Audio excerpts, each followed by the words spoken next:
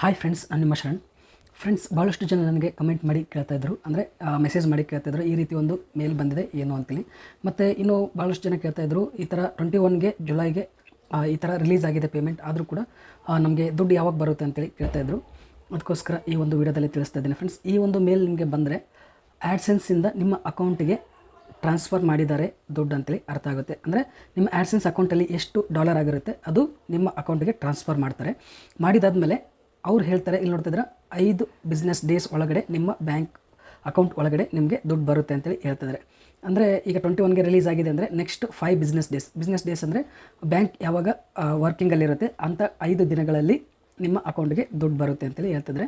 Common ಆಗಿ 30 date ಒಳಗಡೆ ಬರುತ್ತೆ ಫ್ರೆಂಡ್ಸ್, ಆಲ್ಮೋಸ್ಟ್ ಎಲ್ರಿಗೂ ಬರುತ್ತೆ.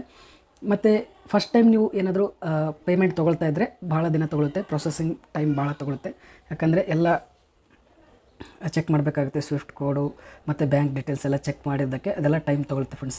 ಒಂದು 22 ಡೇಸ್ ತೊಗೊಳುತ್ತೆ ಫಸ್ಟ್ ಟೈಮ್ ನೀವು ಪೇಮೆಂಟ್ ತೊಗೊಳ್ತಾ ಇದ್ದರೆ.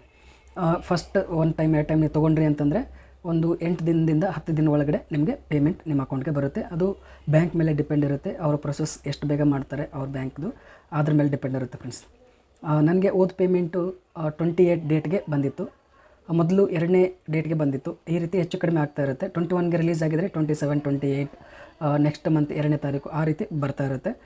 ಈ ರೀತಿ ಒಂದು ಮೇಲ್ ಬಂತು ಅಂತಂದರೆ ನಿಮಗೆ ಆ್ಯಡ್ಸೆನ್ಸಿಂದ ನಿಮ್ಮ ಬ್ಯಾಂಕ್ ಅಕೌಂಟ್ಗೆ ಟ್ರಾನ್ಸ್ಫರ್ ಆಗಿದೆ, ಆ್ಯಡ್ಸೆನ್ಸಿಂದ ಎಷ್ಟು ಡಾಲರ್ ಆಗಿರುತ್ತೆ ಅಷ್ಟು ನಿಮ್ಮ ಬ್ಯಾಂಕ್ ಅಕೌಂಟ್ಗೆ ಟ್ರಾನ್ಸ್ಫರ್ ಆಗಿದೆ ಅಂತೇಳಿ ಅರ್ಥ ಫ್ರೆಂಡ್ಸ್. ಭಾಳಷ್ಟು ಜನಕ್ಕೆ ಈ ಒಂದು ಕನ್ಫ್ಯೂಷನ್ ಇರುತ್ತೆ, ಈ ರೀತಿ ಮೇಲ್ ಬಂದರೆ ಏನು ಅಂತೇಳಿ ಗೊತ್ತಿರಲ್ಲ. ಮತ್ತು ರಿಲೀಸ್ ಆದರೆ 1-2 ದಿನದಲ್ಲಿ ಬರ್ಬೋದು ಅಂತೇಳಿ ಅಂದ್ಕೊಂಡಿರ್ತಾರೆ.